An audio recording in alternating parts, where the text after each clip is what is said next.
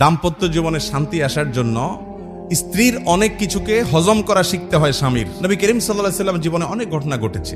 আয়েশা রাদিয়াল্লাহু তাআলা আনহা ঘরে ছিলেন, তিনি তার নিয়ম ছিল যে স্ত্রীর ঘরে থাকতেন, রান্না বাড়া তিনি করতেন। অন্য স্ত্রী এক বাটি খাবার দিয়ে একটা কাজের মেয়েকে পাঠাইছেন, খাদ্দামাকে কৃতদাসীকে পাঠিয়েছেন এক বাটি খাবার দিয়ে, তরকারি দিয়ে ধরেন। তো ভালো বুড়া রান্না করেছেন, রসুলের জন্য পাঠাইছেন।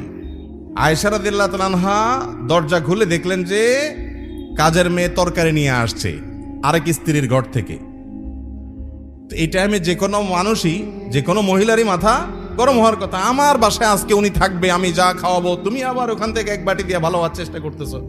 উনি বাটিটা ধরে ছুঁড়ে ফেলে দিলেন।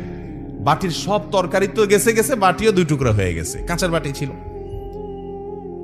এই দৃশ্য নবী করিম সাল্লাল্লাহু আলাইহি ওয়াসাল্লাম দেখার পর উনি বাইরে হয়ে আসলেন, যা উঠান থেকে নিজের হাতে সে ভাঙা বাটিটা নিয়ে আসলেন।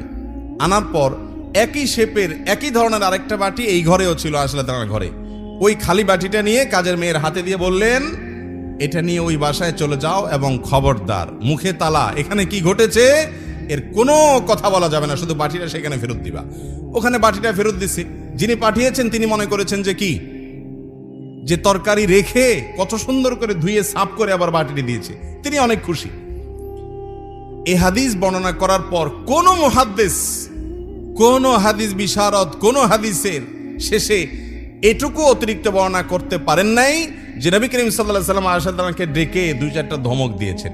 আপনি আমি যদি হইতাম এই জায়গায়, আর কিছু না হোক বোর দিকে তাকায়া অন্তত বিরক্তির সুরে এটুকু তো বলতাম যে এটা কাজ করলা, তুমি বাটিটা ভেঙে ফেললা, তুমি তরকারি না নিতে বাটিটা ভেঙে ফেললা। নবী করিম সাল্লাল্লাহু আলাইহি ওয়াসাল্লাম একটি কথাও বলেছেন বলে কোনো বর্ণনায় পাওয়া যায় না।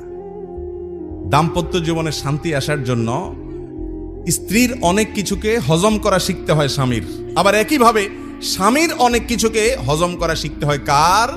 স্ত্রীর। আজ আমাদের সমাজ ব্যবস্থায় ভোগ ভোগ ভোগ, ত্যাগের কোনো নাম নিশানা নেই, যার কারণে সবর কেউ কাউকে প্রতি করতে রাজি না।